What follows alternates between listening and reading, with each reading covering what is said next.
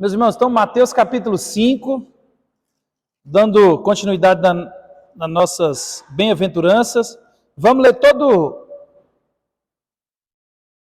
todos os versos de 1 a 12, que são todas as bem-aventuranças, mas hoje nós iremos trabalhar os misericordiosos, os limpos de coração e os pacificadores. Nós já trabalhamos os outros e depois a gente encerra. Então, Mateus capítulo 5, versos de 1 a 12, diz assim, ó. Vendo Jesus as multidões, subiu ao monte e, como se assentasse, aproximaram-se os seus discípulos. E ele passou a ensiná-los, dizendo: Bem-aventurados os humildes de espírito, porque deles é o reino dos céus. Bem-aventurados os que choram, porque serão consolados. Bem-aventurados os mansos, porque darão a terra. Bem-aventurados os que têm fome e sede de justiça, porque serão fartos. Bem-aventurados os misericordiosos, porque alcançarão misericórdia. Bem-aventurados os limpos de coração, porque verão a Deus. Bem-aventurados os pacificadores, porque serão chamados filhos de Deus. Bem-aventurados os perseguidos por causa da justiça, porque deles é o reino dos céus. Bem-aventurados sois quando por minha causa vos injuriarem e vos perseguirem, e mentindo disserem todo mal contra vós. Regozijai-vos e exaltai, porque é grande o vosso galardão nos céus, pois assim perseguiram aos profetas que viveram antes de vós. Então nós paramos aqui na bem-aventurança do verso 7, nós já vemos os humildes, nós já vemos os que choram, os mansos e os que têm fome e sede de justiça. Então nós vimos que são qualidades ou virtudes do Espírito e não nossa, e nós, consequentemente, por possuirmos o Espírito de Deus, temos que produzir estas virtudes, que não são nossas. As virtudes a qual a gente já viu são virtudes internas. Então, a partir de agora, os misericordiosos, daqui para frente, são virtudes internas que também podem ser vistas de maneira externa. As 4 primeiras virtudes são virtudes que são mais invisíveis. A partir de agora, são virtudes que são visíveis a olho nu na minha vida e na sua. Então, são qualidades que devem ser encontradas na minha vida e na sua. Então, no verso 7, ele vai dizer: Bem-aventurados ou felizes os misericordiosos, porque alcançarão misericórdia. Então, a bem-aventurança, ele começa a dizer que nós seremos felizes, ele vai dizer qual é a bem-aventurança e qual é o resultado disso. Então, felizes são aqueles que são misericordiosos, aqueles que têm compaixão, aqueles que têm empatia pela vida, pelo problema, pela situação dos outros. E a recompensa, eles também alcançarão misericórdia. A recompensa dos misericordiosos é a própria misericórdia. Então, como nós vimos, meus irmãos, as primeiras bem-aventuranças são esses princípios totalmente interiores. A gente pode ver com mais minúcia, bem de pertinho. Mas essa bem-aventurança aqui, ela já começa a externar, ela começa a amplificar essa qualidade de nós como crentes, Então, os humildes de espírito, os que choram, os mansos e os que têm fome e sede de justiça, eles têm pleno conhecimento diante das necessidades deles diante de Deus. Os humildes de espírito são aqueles que sabem da sua real necessidade de Cristo. Eles sabem que antes de Cristo, o espírito deles era morto. Então, os que choram são aqueles que lamentam pela sua pecaminosidade. São aqueles que choram pelo seu próprio pecado. E não só pelo próprio pecado, mas também pelo efeito do pecado no mundo. Jesus chorou. Jesus sabia que ia ressuscitar. Mas quando ele vê o efeito do pecado na vida da família, na vida da comunidade, Jesus se entristece. E é isso que o pecado faz conosco. Ele nos separa. ele gera morte, ele gera separação entre famílias.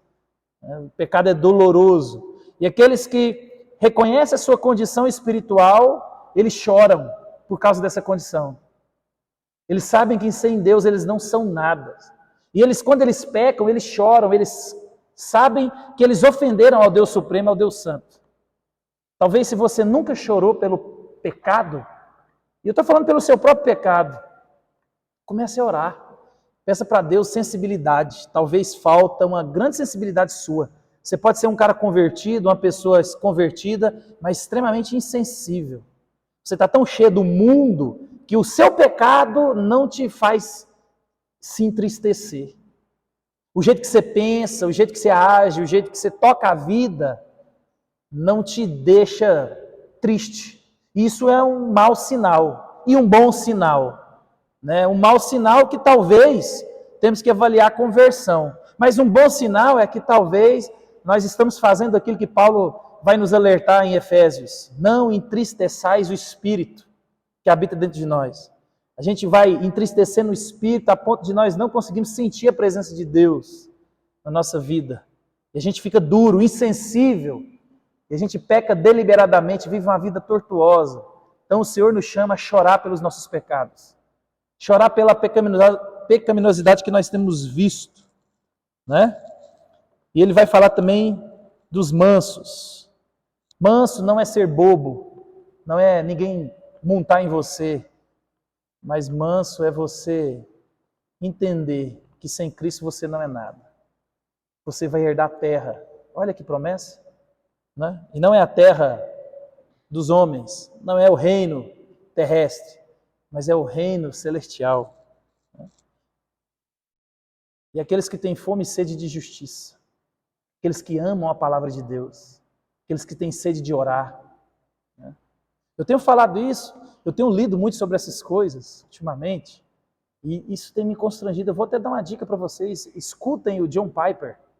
O John Piper ele é conhecido como o teólogo da alegria, e ele tem muitos bons sermões, muitos bons livros. Tudo que ele fala ou ele escreve, você pode assinar embaixo. Ele é um americano, mas tem muitos sermões dele na internet dublado, porque o que seria de nós sem a dublagem? A gente estaria perdido. Mas ele tem esse lado na pregação dele de nos trazer uma consciência onde o pecado que ofende a Deus nos entristece. Eu acho que precisa disso no meio do povo de Deus. A gente precisa de estar tão sensível ao pecado, E às vezes a gente está tão sensível a quando alguém da nossa família ou da igreja fala alguma coisa, a gente fica tão sensível com aquilo, a ponto de querer largar o casamento, a ponto de querer largar a igreja, a ponto de querer sair do emprego, mas a gente não tem essa sensibilidade contra o pecado. A gente ofende a Deus e a gente não percebe que nós estamos nos colocando acima de Deus. Porque quando aquilo que me ofende, e eu não tenho essa consciência que aquilo que ofende a Deus, eu não me entristeço, isso é idolatria. Eu sou mais importante que Deus. Então, nós precisamos de crescer cada vez mais. E a Bíblia vai dizer que aqueles que têm fome e sede de conhecer, de crescer em intimidade, eles serão saciados. E eu e você, meus irmãos, nós vamos gastar a eternidade inteira para conhecer a Deus, e ainda é pouco. Porque Deus ele é fonte inesgotável de conhecimento. Você não consegue compreender um Deus que você nunca irá esgotar quem Ele é. Então aquela ideia de que céu monótono, não. Toda a eternidade vai ser pouco para a gente desfrutar de conhecer esse Deus. Isso tem que te alegrar, te levar a desvendar aquilo que já foi revelado. O brasileiro, principalmente, ele gosta daquilo que Deus mandou ele não gostar. Aquilo que Deus revelou, aquilo que Deus falou, é isso aqui. Saiba tudo que está escrito aqui, não te empolga.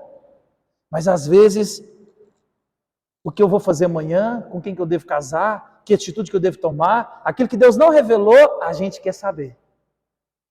Por isso que está cheio de gente ansioso, está cheio de gente desobedecendo a Deus, porque quer descobrir aquilo que Deus não disse e nem falou. Mas aquilo que Deus deixou escrito, claro, para que eu e você nos informasse e conhecêssemos cada vez mais, isso não gera em nós uma vontade. E isso é pecado, meu irmão. Né?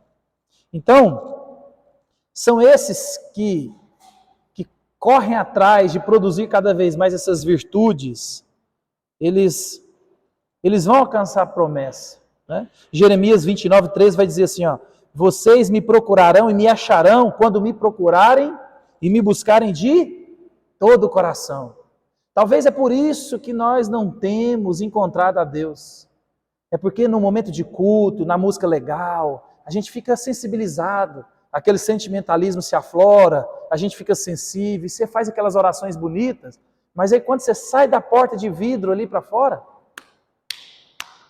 você já esqueceu de tudo que você fez, você esqueceu que você deve produzir, continuar produzindo essas virtudes, porque isso aqui é promessa de Deus, mas são promessas que as pessoas não gostam. Quando você fizer, quando você correr atrás, quando você buscar, quando você orar, quando você buscar me conhecer, de todo o seu coração, com todo o seu empenho, com toda a sua força, vocês vão me achar. Não é esconde-esconde, é só você procurar. Deus está lá. Deus não está escondido, meu irmão. É porque eu e você estamos escondidos. Nós estamos igual Adão no Éden. Estamos escondidos de Deus. Deus sabe onde é que eu e você estamos. Mas é quando eu e você buscar de todo o coração. Né? Então, misericordiosos. Uma virtude que os romanos consideravam uma enfermidade da alma. Não. Ser misericordioso é ser um doente da alma. Né? E talvez nos nossos dias a gente tenha ouvido coisas parecidas, né? Onde as pessoas vão dizer que a misericórdia te deixa fraco, você pensar no outro, tomar a dor do outro, ser empático com o sofrimento do outro, você às vezes ajudar no sofrimento, amenizar o sofrimento, pôr a mão no bolso, né? Tirar tempo, tirar recurso, em todos os aspectos. Às vezes as pessoas vão falar, não faça isso não, porque eu já fiz, e as pessoas montam em você. E aí, eu e você deixamos de obedecer a Deus, de ouvir a voz de Deus, e começamos a ouvir a voz do nosso coração, onde vai dizer, não faz isso não. Da última vez você se frustrou, você se sentiu mal, e aí a voz dos nossos desejos ganha mais volume do que a voz de Deus. Deus falou, seja misericordioso. Mas nós não, nós somos mais importantes do que Deus. E aí a gente vê que a gente tem escutado mais a voz dos homens, ou do nosso coração, do que a voz de Deus. Né? Mas isso não é novo. Os próprios judeus, eles não eram misericordiosos. A gente pode ver no decorrer do Antigo Testamento, eles eram avessos a qualquer outra cultura, a qualquer outro povo. Eles eram um povo exclusivo, povo de Deus. Deus se revelou para nós. Nós somos o povo que é o povo de Deus. Então era um povo que, quando Deus, imagina, Deus aqui, ele está pregando no Sermão do Monte, ele está falando para os fariseus. Quando ele vai soltar a bomba do sermão da parábola do bom samaritano, isso aqui causa um rebuliço no meio judaico, né? Porque eles eram exclusivistas. Né? Judeu é egocêntrico, judeu era orgulhoso, né? Eles eram hipócritas, só eles que mereciam, porque eles eram um povo de Deus. Mas aqui, meus irmãos, nessa bem-aventurança, ela é interessante porque ela é tanto um dever, uma virtude, quanto uma recompensa. Porque os misericordiosos, eles recebem, eles alcançarão a misericórdia. Então, o conceito bíblico de misericórdia é lançar o coração na miséria do outro e estar pronto em qualquer tempo para aliviar a sua dor. Meus irmãos, às vezes Deus vai colocar pessoas na minha vida e na sua, onde eu e você precisaremos cuidar, não uma vez, não duas, mas a vida inteira. É lógico que existe uma dinâmica onde a gente dá o peixe, dá a vara, tudo isso é válido, Deus requer isso de nós, né? Mas, meus irmãos, às vezes Deus está tratando mais conosco do que com o outro. E a gente tem um estupim desse tamanhozinho, né? E aí você fala, não, eu já tive misericórdia de você. Aí nos relacionamentos, não, eu já te perdoei uma vez. Eu já fiz isso uma vez, já te dei dinheiro uma vez, já paguei uma vez, 2 vezes, 3. Chega,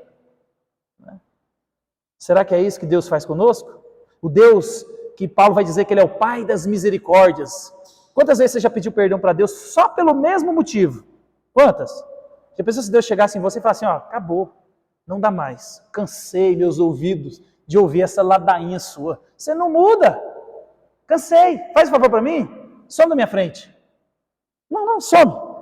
Para você nada mais. É assim que Deus faz? Não é assim que Deus faz. Por isso que Ele é o Pai das misericórdias. E os filhos da misericórdia são os misericordiosos, meus irmãos.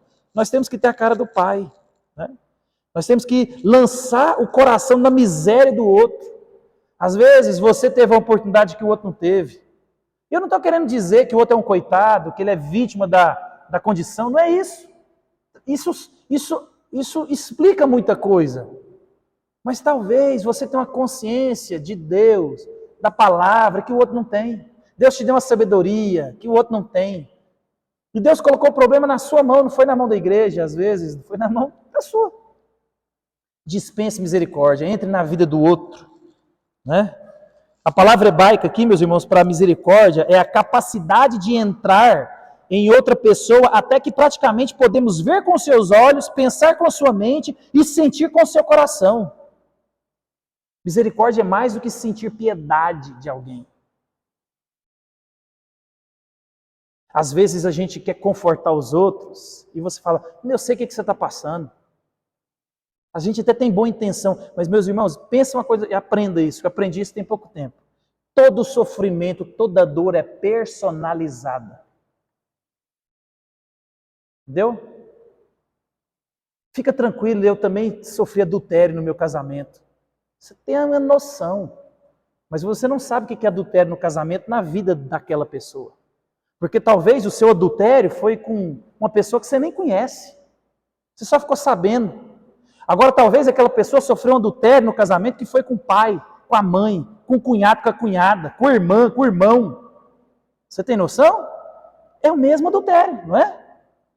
Você tem noção o que é um casamento atingido pelo adultério? Quando a gente olha na perspectiva do outro, se coloca lá dentro da perspectiva, você vai perceber que vocês viveram talvez a mesma coisa, mas você não conhece a pessoa. Você só ouviu falar, o marido ou a esposa confessou. É dor? Não estou querendo desprezar isso não. Mas às vezes você que serve, não, eu sei como é que resolve esse problema. Não sabe. Talvez você cuidou do seu pai, da sua mãe que é doente, e aí o outro que está passando pelo mesmo problema, você fala, não, fica tranquilo, eu vou te mostrar como é que resolve esse problema. Talvez você cuidou do seu pai e de sua mãe, tendo recurso, tendo dinheiro, tendo bons médicos, tendo uma cuidadora 24 horas, alguém para dormir, e você tranquilo. Você cuidou do seu pai doente? Cuidou. Cuidou de sua mãe doente? Cuidou. Mas você estava tranquilo. Você tinha um recurso. Né? Imagina você cuidar de uma pessoa com mal de Alzheimer. Aí você tem recurso para colocar numa casa, num ambiente extremamente assistido, acompanhado de médicos. Você vai lá de vez em quando visitar, e aí a pessoa te lembra 10 minutos, outros 10 minutos de conversa, ninguém sei se você vai embora tranquilo, você vai para sua casa confortável, a pessoa está bem cuidada. Agora, aquela pessoa que tem cuidado do pai, da mãe ou de alguém com Alzheimer, que ele não tem recurso, ele começa a maltratar os filhos, ele começa a xingar, falar palavrão, começa a ficar pelado, começa a ter a sexualidade aflorada, dentro de um ambiente que não tem recurso, e você tem que suportar isso tudo. Meu irmão, o sofrimento é personalizado. Ser misericordioso é mais do que você pensa. Por isso que a gente tem que crescer e amadurecer no cristianismo, porque tem gente que acha que é piedoso, porque mete a mão no bolso. Não, meu irmão. Dinheiro quem tem dinheiro ou pode resolver o problema com dinheiro é o melhor caso que tem. Porque você paga, você não precisa ir lá, você não precisa ver a dor. Dinheiro resolve muito problema. Agora, quando você precisa de tempo, quando você precisa de dispor da habilidade, dos dons. Meu irmão. Então, ser misericordioso é isso, é você ver a situação com os olhos do outro, é você se colocar na situação e entender aquela situação com a mente do outro. Né? Então, os misericordiosos são compassíveis para com seu próximo, têm compaixão de todos os que sofrem. mesmo que seja pelos pecados que eles cometem, ou simplesmente pelas adversidades da vida, meus irmãos. Os misericordiosos, eles olham para a situação e eles querem tentar resolver o problema. O que eu posso fazer por você? Eu gosto muito, porque a gente faz isso, eu também faço assim, é um costume nosso, e a gente precisa de parar com isso no meio do cristianismo, né? Eu não te liguei porque eu não quero incomodar. E aí a gente fala assim, não, mas isso não é um incômodo. Mas a gente sabe que é um incômodo. Mas a Bíblia colocou na minha vida, vocês na minha vida, colocou você na família que te colocou você no trabalho que te colocou, no ambiente que te colocou, e às vezes dá trabalho, incomoda. Mas Deus espera que eu e você seja incomodado e a gente de prontidão, com alegria, sirva as pessoas. Isso é ser misericordioso. E o problema às vezes está mais em quem vai pedir ajuda, né? Porque tem um aspecto de orgulho. Por que muitos problemas de relacionamento eles não são sanados? Porque as pessoas só pedem ajuda quando o casamento já foi pro saco. Aí você chega lá, a pessoa já está com a mala pronta. Aí, às vezes, tchau, obrigado. Não tem mais o que fazer. Se você tivesse pedido ajuda antes, 3, 4, um ano antes, a gente poderia ter. Mas agora a gente chega lá, tá mala para cá, e como é que faz? Incomoda? Claro!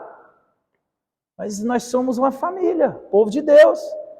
Uma comunidade de pecadores que Deus exerceu graça e misericórdia e nós temos que dispensar misericórdia.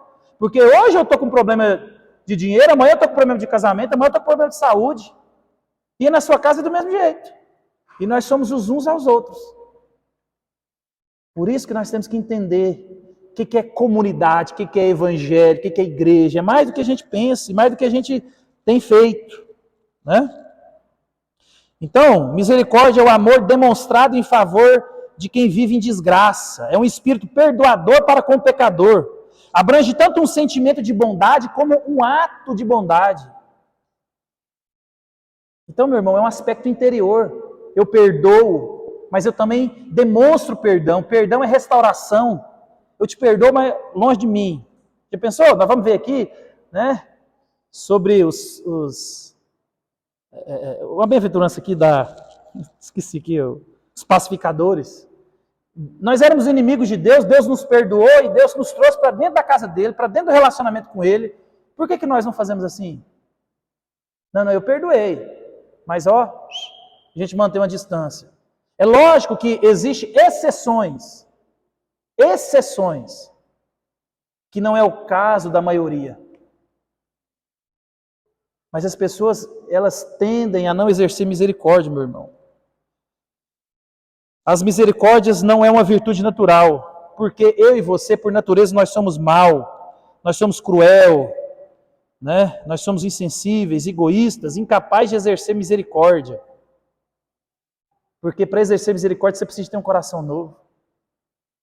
Eu conheço uma família onde o pai tem recurso. Não é rico, mas tem um recurso que pode resolver muito problema. Ele não dá R$1 para os filhos. Nada. E tudo que ele compra é à vista. E os filhos, se quiserem, que se vira. Aí eu fico pensando, aí você olha para a família, os filhos agora estão brigados. Não conversam com o outro. No dia do aniversário não tem amizade, não tem amigo. Mas tem uma caminhonetona boa, tem casa não sei aonde, tem dinheiro para emprestar, tem recurso. Mas não tem um pingo de misericórdia. Com o próprio filho, que precisa de um recurso e o pai não dá. Alguém que não entendeu o papel do misericordioso. Por isso, meus irmãos, que Deus, Ele é o Pai das misericórdias. Está lá em 2 Coríntios 1:3. É dele quem procede a misericórdia. E quando eu e você exercemos a misericórdia, nós fazemos em nome de Cristo, em nome de Deus, em nome de Jesus, para a glória dele. Né? O que a gente faz é pela força dele, e não por nós mesmos, porque a nossa tendência é meritocrática. Eu só te dou se você merecer. E o duro que o padrão do mérito não é do mundo, é o meu. E aí cada um tem uma régua, né? Eu já contei para vocês a história do amigo meu que foi para a praia, no seminário, e perdeu 4 mantenedor, né? É porque ele tinha que estar no seminário e não podia ir para a praia.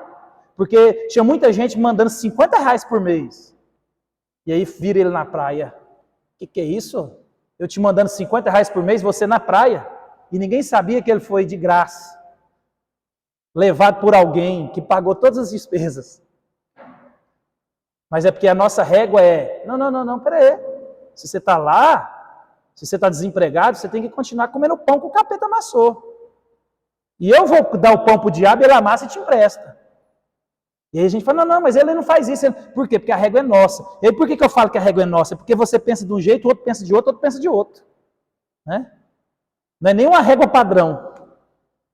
Porque essa é a maldade do nosso coração, meus irmãos. Se Deus fizesse conosco igual a gente faz com as pessoas, igual a gente faz nos relacionamentos mais próximos, que é com a igreja, com o marido, mulher e com os filhos. Né? Então nós devemos entender que a misericórdia não é um sentimento nem palavras, mas ela é ação.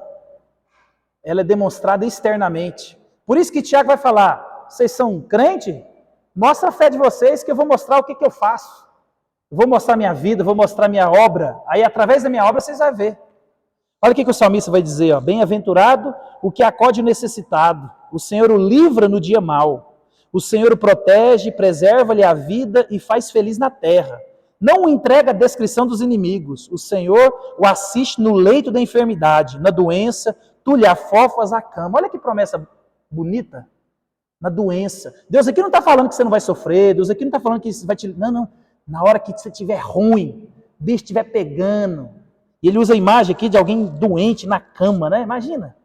Seus últimos dias, você não consegue nem levantar. E a promessa é, aqueles que são os misericordiosos, Deus lhe afofa a cama. Deus te assiste, você não está só. Deus te conforta, te acalenta. Né? Nós devemos, meus irmãos, nutrir uma terna compaixão pelos necessitados. Eu já li muito sobre dinheiro, né? E depois que eu comecei a ler muita coisa, eu comecei a entender muita coisa, eu parei de pedir prosperidade financeira para Deus. Porque eu entendi por que Deus dá dinheiro. E aí eu falei, Deus te enriquece, é para que você transborde. Então quanto mais Deus te dá, é para mais você usar para os outros. Não que você não possa usufruir, usufrui. Então anda no carro que você pode, mora na casa que você pode, faz a viagem que você pode, usa a roupa que você pode, come do jeito que você pode. Mas o problema é que a gente tem um teto que não é um teto. O que Deus tem mandado para nós nunca dá, porque as nossas necessidades são sempre a mais. E aí nunca consegue atingir, né? Nunca consegue atingir um alvo. Sempre está faltando. E a gente não consegue acudir ninguém. Eu sei que a situação é feia, mas Paulo pedindo oferta para as igrejas, a igreja que mais abençoou foi a igreja dos pobres. Não há ninguém tão rico que não precisa, e não há ninguém tão pobre que não tenha condição de fazer alguma coisa. Né? Dê galinha, dê tempo, dê carona. Alguma coisa a gente tem para dar, meu irmão. Isaías vai dizer assim, ó, se abrires a tua alma ao faminto e fartares a alma aflita, então a tua luz nascerá nas trevas e a tua escuridão será o meio-dia. Devemos ser liberais na contribuição. Deus ele sempre organizou isso no meio de Israel. Isso é muito bonito quando você vai ler esse cuidado de Deus com o povo. Olha o que ele vai dizer lá em Deuteronômio. Ó, quando entre ti houver algum pobre de teus irmãos, em alguma das tuas cidades, na tua terra que o Senhor teu Deus te dá, não endurecerás o teu coração, nem fecharás a mão ao teu irmão pobre. Antes lhe abrirás de toda a mão e lhe emprestarás o que lhe falta, quanto baixe para a sua necessidade. Deus já colocou aqui. O que você tem que fazer? O que basta para a necessidade do irmão. Será que a gente tem sido misericordioso? Deus, meus irmãos, ele providenciou várias leis no Antigo Testamento, justamente para cuidar dos pobres. Era lei, se você estivesse colhendo, tudo aquilo que caía na colheita não podia pegar. Se caiu do cesto, era dos pobres. Olha o cuidado de Deus. Por quê? Porque depois, no final da tarde, né, você vê lá no livro de Esther, né, Ruth. Eu sempre falo livro de Esther. No livro de Ruth, você vê que elas vão lá para pegar o que cai. É Deus cuidando. Deus, ele sempre cuidou do pobre, do faminto, da viúva. Mas ele cuida através de quem? Do rico da plantação. Se precisar de chover maná, Deus faz. Não tem problema com isso. Mas Deus usa gente. Por isso que Tiago vai dizer, não se glorie o rico na sua riqueza. Porque às vezes, por isso que... Não, senão a gente entra nesse assunto, né? É muita coisa, né? Esse assunto é vasto. Então vamos lá. Então, meus irmãos, Paulo ele vai dizer assim em 1 Timóteo 6,18, para os ricos, que pratiquem o bem, sejam ricos de boas obras e generosos em dar e prontos em repartir. Eu já fiz o teste. Vamos jogar na mega da virada. E se a gente ganhar, a gente fica com 10% e dá 90% de dízimo.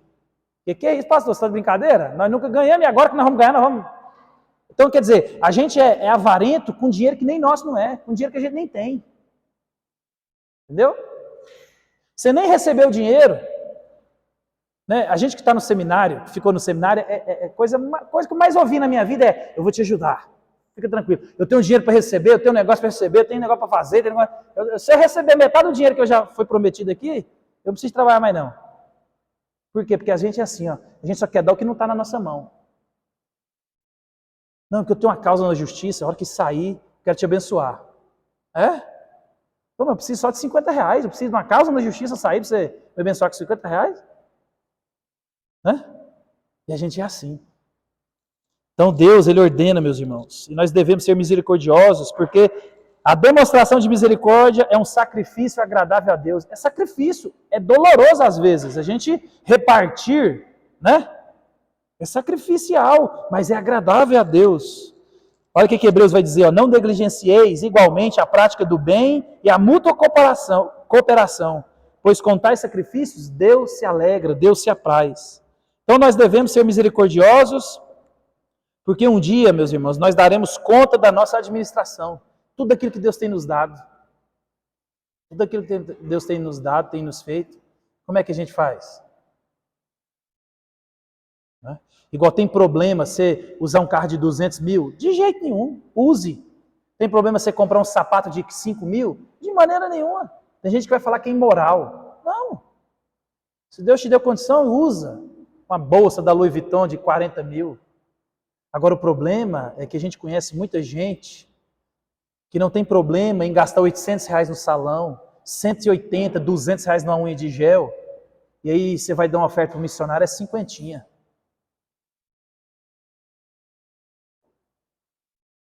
Aí para mim é tudo, para os outros é a sobra. Então Deus, ele conhece o nosso coração. Deus nunca vai te condenar por usar uma coisa cara. Isso não é imoral. Imoral é você usar uma coisa cara e ser o próximo. Igual eu conheço muita gente de igreja, né? Que a congregação dessa igreja, o pastor anda a pé de bicicleta. E lá na outra congregação, o pastor anda de carro importado. Tem problema? Não. Mas tem problema quando o meu pastor lá anda a pé.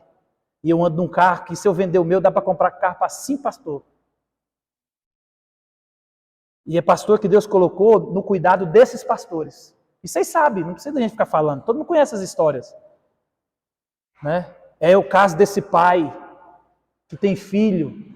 Né? Eu estava vendo aí, parece que um filho de alguém da cidade suicidou, né? Não tem herdeiro mais não, meu irmão. Tá rico, vai deixar para quem? Parece que tem um netinho, eu ouvi falar. Olha que tristeza. Pai cheio de dinheiro, cheio de grana. Não estou falando, não sei como é que é a vida nem nada. Mas o fato é que acabou a vida, porque parece que já tinha perdido o filho, o outro mais antes, e agora perdeu esse. Olha que tragédia na família. Tem dinheiro que paga? Então, meus irmãos, a gente tem que entender, nós daremos conta da nossa administração. Seja misericordioso, perdoe, assista. Deus espera isso de mim e de você. Ah, porque ele me pisou no meu calo, não vou perdoar não. os misericordiosos receberão misericórdia. Se você tem dificuldade de perdoar, peça a Deus em oração. Perdão, até falei com a boca murcha aqui agora. Perdão não é sentimento, perdão é uma transação. Onde você reconhece que errou e pede perdão. Verbaliza isso. Isso é perdão, não é sentimento. E só os misericordiosos, eles perdoam. E só os misericordiosos recebem a misericórdia de Deus que nós recebemos. Graça e misericórdia. Né? Então, meus irmãos, pense nisso, se o seu coração é misericordioso. Se você consegue sentir a dor do outro. Se você consegue abrir o coração e a mão para a necessidade do outro. Ou o bolso, né? Você se compadece das almas que perecem. Você já chorou por aquele parente que você ama e vai para o inferno se morrer hoje? Você já falou para Jesus dele? Isso é demonstração de amor.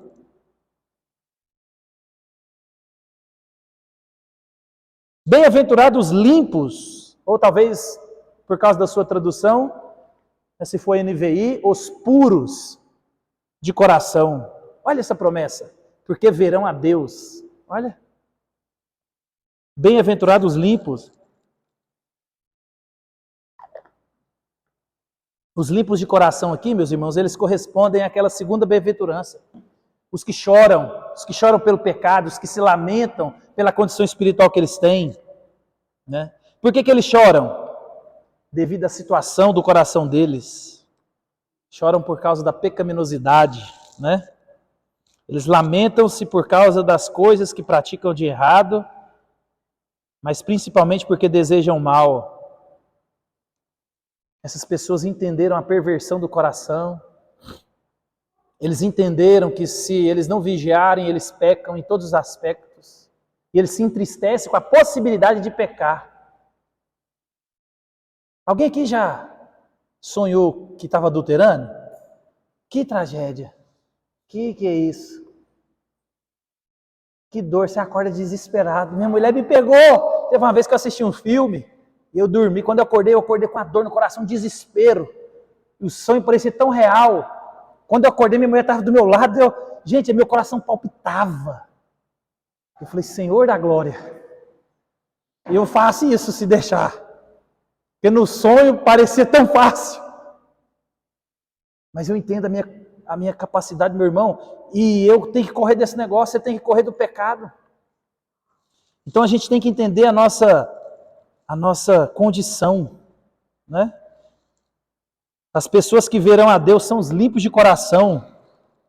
Então o que significa ser os limpos de coração? O Dr. Mark Lloyd Jones ele diz assim, ó, a única maneira de alguém vir a tornar-se possuidor de um coração limpo consiste em perceber quão impuro é o seu coração e então lamentar-se por causa disso tão intensamente que venha fazer aquilo que é a única coisa capaz de conduzi-lo à limpeza e purificação da alma. Se render a Cristo, se arrepender e orar, pedir para que Deus limpe o seu coração. Colossenses, pensai nas coisas lá do alto. Encher o nosso coração, o nosso pensamento de Deus, da Bíblia. Ouça a Bíblia. Você tem o costume de ouvir a Bíblia? Põe lá o áudio da Bíblia. E ouça a palavra de Deus, se encha da palavra de Deus. Ore sem cessar. Né? A melhor maneira de compreendermos os limpos de coração, meus irmãos, é examinar isso à luz de cada palavra. Né? Começar aqui pelo coração. E toda a ênfase da Bíblia, a ênfase do Evangelho de Jesus, ela recai aonde? No coração. E Cristo, ele se interessa pelo coração. Deus, ele nunca se impressionou pela casca. Por isso que Jesus, aqui no Sermão do Monte, lá na frente, ele vai falar para os fariseus assim, ó, vocês, por fora, são bonitos, mas são igual sepulcros caiados, né? Você vai no cemitério, tem cada jazigo bonito, de mármore, coisa mais linda, mas por dentro tem morte e podridão. São muitos os crentes que são assim. Não são os limpos de coração. Não é? A grande acusação de Jesus contra eles era porque há uma expectativa no externo. Os fariseus, eles procuravam o que era visível. Não, eu nunca adulterei. Aí Jesus chega e fala, mas você já olhou? Você já cobiçou? Deu ruim para você. E muitos de nós caímos nesse legalismo de só olhar para a lei e de viver como tal. E aí a gente vai para outro extremo da coisa, né? Onde só a casca interessa. Isso não é bom. Eu escrevi uma frase aqui. Nós temos um costume, nós que eu estou falando, nós homens, seres humanos, nós temos o costume de julgar os outros pela ação e nós pela intenção. O que o outro faz, você massacra. Mas a intenção do seu coração, a sua intenção basta para você se julgar o expert, o bom, o melhor. Você não fez nada, você não faz nada. Mas a intenção de... Não, porque eu tenho a intenção de... É aquele generoso que tem a intenção de dar só quando ele estiver sobrando. E ele nunca fez nada para ninguém. É aquele que tem a intenção só de ajudar quando ele tiver capacidade. É aquele que só vai fazer quando ele... E aí a gente sabe que nunca faz nada. Por quê? Porque a gente julga o outro porque não fez, mas nós somos bons. E também nós não fazemos, mas nós temos uma intenção só de fazer. E Jesus, meus irmãos, ele conhece o coração. E tem muitos crentes hoje em dia que são igual esses fariseus aqui. Né? Quando são vistos externamente, que beleza. Né? São crentes de primeira linha, mas quando a gente olha para o interior, está repleto de cobiça, repleto de pecado, repleto de orgulho, repleto de soberba, repleto de mundanismo.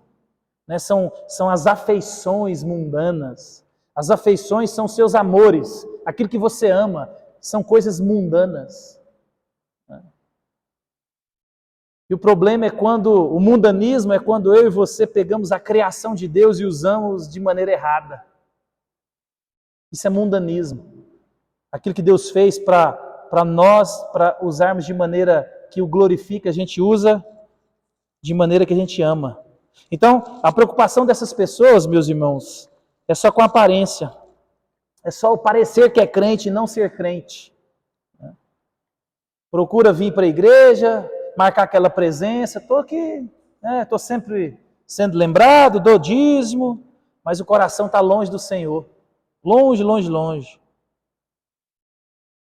Então, meus irmãos, esses não são os puros de coração. Porque coração é a totalidade do ser nas Escrituras. Né? A coração, ele inclui a mente, inclui a vontade, inclui o que você pensa, o que você sente, o que você quer fazer. Tudo vem do coração. Então, ao falar de pureza aqui, Jesus ele está afirmando que ela deve penetrar todos os corredores, os cômodos das nossas vidas. Então, tudo que eu e você pensamos, nós devemos também fazer, nós devemos também sentir, todas as nossas motivações, tudo tem que ser a partir de uma visão bíblica, de um coração puro, de um coração convertido. Por isso que o Senhor manda eu e você guardarmos o coração, porque dele procedem as fontes da vida. Jesus afirmou lá em Mateus, né, que o coração procede os maus desígnios. O nosso coração é mau. Por isso que nós precisamos dessa limpeza de coração, e só Cristo, Jesus, pode efetuar isso. Então a bem-aventurança, os limpos de coração, Jesus aqui, ele vai mostrar para nós que não é meramente uma pureza ou uma limpeza superficial, mas é lá no fundo, é lá no seu âmago, é no interior do seu coração. É de onde você produz os pensamentos mais escondidos, que talvez nem você entenda. É lá que Jesus quer atingir. E às vezes eu e você acreditamos na maior mentira do mundo, que você faz o que você faz por causa do ambiente que você está. E isso não é verdade. O ambiente influencia, mas o ambiente não quer dizer nada a princípio, porque Adão pecou, onde é que ele estava? No Jardim do Éden, um ambiente mais perfeito, um ambiente sem pecado, um ambiente onde a presença de Deus era plena. Então as amizades, as companhias, os lugares influenciam, mas não determinam. É o seu coração, porque tudo vem do seu coração. Então o que você faz é porque está no seu coração, é vontade sua. Ninguém colocou uma arma na sua cabeça. É o coração que Jesus aqui, ele quer tocar, meus irmãos. E às vezes a gente quer colocar a culpa nas coisas. Ah, eu estou assim por causa da situação, eu estou assim por causa do meu cônjuge. Então vamos trocar a situação, vamos trocar o cônjuge. E quando você vê, nada melhora. Isso não resolve o problema. Por quê? Porque o problema não está do lado de fora. O problema está do lado de dentro do coração. Talvez você já passou por uma experiência dessa na vida, onde você trocou circunstância, você trocou pessoas, onde você trocou alguma realidade que dava para trocar e o buraco continuou. O problema está lá, porque a gente não tem essa dinâmica. Né? Então todas as minhas dificuldades e as suas originam-se aonde? No coração. O nosso coração ele é enganoso. E quem conhece? Só Jesus, só Deus. Por isso que nossa oração constante do Salmo 139, Senhor, Tu me sondas e me conheces. Mostra o meu coração para mim. Mostra assim claramente, fala no meu ouvido quem que eu sou. Aí você vai ver Deus falar assim, você é um hipócrita, você é um mentiroso, você é um adúltero, você é um ganancioso, você é um mentiroso, você é o quê? Arrogante. E aí você vai falar, meu Deus, sou eu. Senhor, tenha misericórdia de mim. O Senhor nos conhece, meus irmãos, melhor do que nós. O mal, meus irmãos, nunca vem de fora, mas ele é de dentro. Eu e você fomos concebidos em pecado, e dentro de nós pulsa essa vontade que se eu e você não controlarmos, ela nos controla. Por isso que o salvo, que tem o Espírito Santo, ele não mais é escravo do pecado. Você foi liberto da escravidão do pecado, do poder do pecado. Por isso que muitos dentro da igreja pecam por sem vergonhice. Safadagem. Ou então ele não tem o Espírito Santo. Aí realmente ainda ele é escravo do pecado. Aí tudo bem. Mas se você diz que é crente, tem o Espírito Santo, você não é escravo mais. Você agora é livre em Cristo Jesus. Você agora tem condição, pelo poder do Espírito que habita em você, de falar não. Então não culpe a situação, não culpe a pessoa, não culpe a circunstância. O problema está no seu coração. Lembra os dois gráficos da árvore que a gente trabalhou a árvore? O gráfico da árvore é para mostrar quem você obedece. É para mostrar qual voz que você escuta. Maldito o homem que confia no homem. As circunstâncias que acontecem na sua vida, você responde escutando quem? A vontade de Deus ou a vontade do seu coração? Quando a circunstância exige perdão de você, você perdoa, como Deus diz para perdoar, ou você se afasta, pragueja e corta o relacionamento? E aí é nessa hora que a gente vê que maldito é aquele que confia nele mesmo e usa das suas táticas e das suas reservas e não das reservas de Deus. Deus mandou perdoar, mas você sabe mais do que Deus. E aí a gente tem confiado na força do nosso braço, né? Então, limpos de coração é isso, meus irmãos. E ao olhar o que a Bíblia nos revela acerca do coração, vemos que, de forma natural, eu e você não podemos nos tornar um crente. É só Deus mesmo. E a promessa é de ver a Deus quem tem um coração limpo, quem tem um coração restaurado. A promessa é bonita. E Jesus, ele quer, e ele é o único que pode limpar o coração. E é interessante que o sentido aqui de limpo de coração também é alguém que não possui uma disposição dividida de coração. A gente falou isso em Tiago, né? Homens de ânimo dobre, inconstante. É aquele que domingo ele é aquele crente fervoroso, estou com o Senhor e vamos romper, vamos esmagar, vamos vencer, vamos andar sobre as águas, vamos não sei o quê. Chegando na segunda-feira, se você fala que ele é crente no emprego, todo mundo faz igual a Vera Verão antigamente, né? Opa! Esse crente não. Na família, ânimo dobre, limpos de coração. Eu sou crente segunda não, eu sou crente domingo, mas segunda a sexta, segunda a sábado eu sou qualquer coisa. Então, esses que têm uma disposição dividida, meus irmãos. E Tiago vai dizer que esses não recebem nada de Deus, porque não priorizam o reino de Deus, não priorizam Deus. Eles amam a Deus, mas Deus está ali em qualquer lugar no coração deles. Né? Então lembre-se, Jesus aqui está combatendo quem no Sermão do Monte? Os fariseus, que eles viviam de maneira dividida. Né? Por fora, bela viola. Por dentro, pombolorento. Era a vida dos fariseus. Jesus está falando aqui para ele, vocês têm a vida dividida. Vocês são doutores da lei, vocês acusam as pessoas de pecarem e vocês são os piores.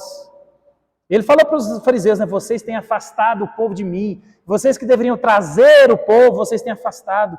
Porque a vida de vocês não presta. Por isso que Jesus disse assim, ó, se as obras de vocês, a justiça de vocês, a vida de vocês não exceder e muito a dos fariseus, vocês não verão o reino dos céus. Não é só exceder dos fariseus, não, é muito, tem que ser muito melhor que dos fariseus. Porque os fariseus eram muito bons de marketing, mas de coração era ruim para danar. E tem muita gente que quer agradar as pessoas, quer agradar a igreja, quer parecer santo para o irmão, quer parecer santo para a igreja. Mas meu irmão, é Deus que conhece meu coração e o seu. De Deus não se zomba. Está todo mundo com a síndrome de Jonas, tentando correr de Deus. Loucura. Loucura, loucura. Então Deus requer de nós, meus irmãos, as nossas afeições, os nossos amores, todos voltados para Ele. Priorizar o reino é isso. Não ter um coração dividido, uma vontade dividida. Aí eu queria servir o Senhor mais, mas se eu assumir um compromisso com a igreja, aí depois, a hora que tem uma resenha, a hora que dá preguiça, a hora que eu não quiser ir, aí eu não vou. Então eu não posso assumir um compromisso. Então eu vou ficar aqui. É gente dividida, gente que não se posiciona.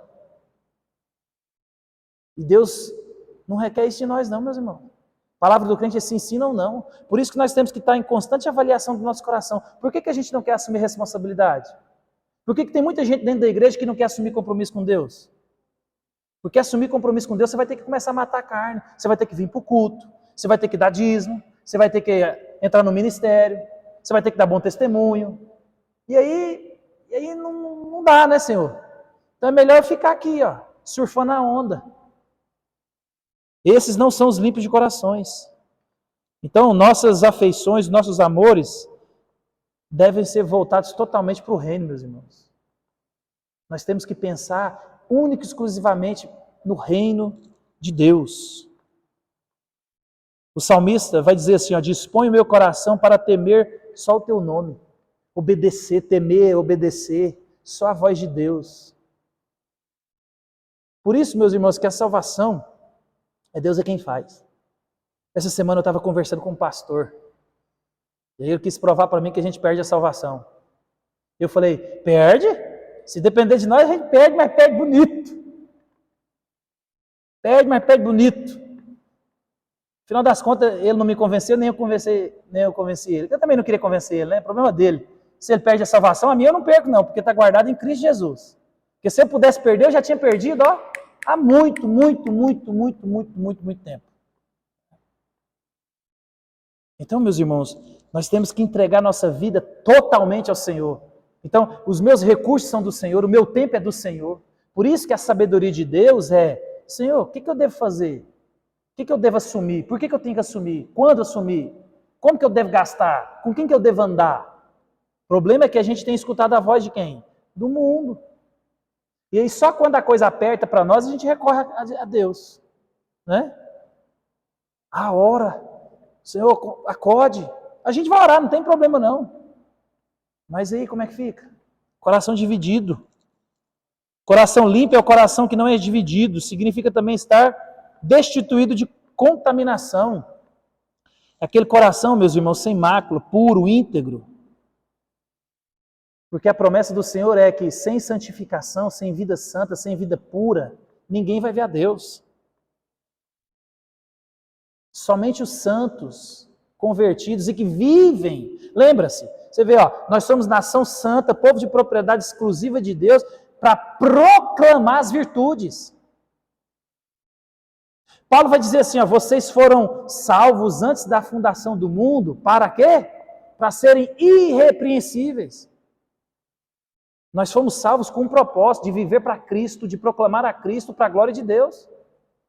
Eu já expliquei, não existe essa ideia de que, estou tranquilo. Não faz isso, que quem pensa assim é um grande indício de que não converteu ainda.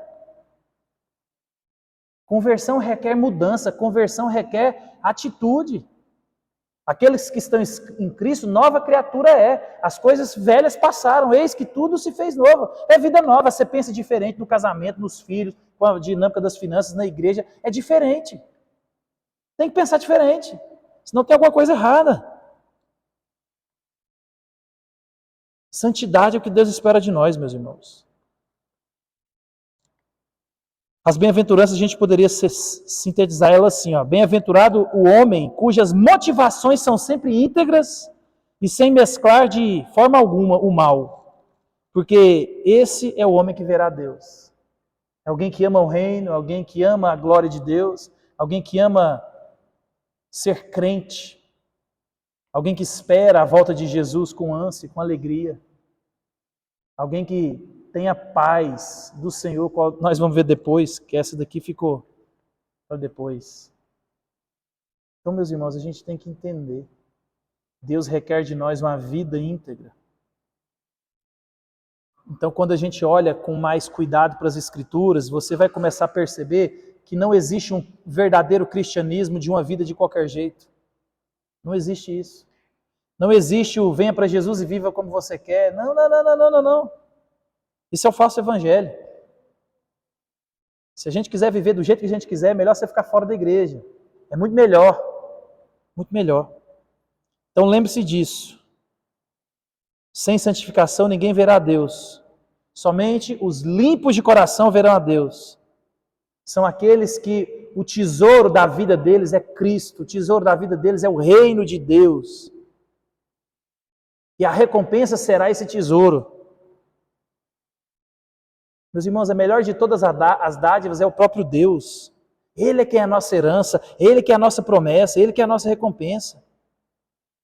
A promessa é aqui, ó, vocês que têm um coração limpo, vocês verão a Deus. Você tem noção?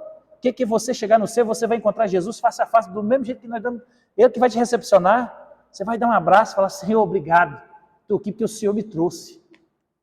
Obrigado porque o Senhor me perdoou, o Senhor salvou. E pode dar até um murro na minha cara aqui, porque o Senhor sofreu por minha causa. Eu sou indigno de estar aqui. Olha o prêmio que você vai receber, o próprio Deus, morar com Deus. Mas às vezes a gente está mais preocupado com as coisas do reino terrestre.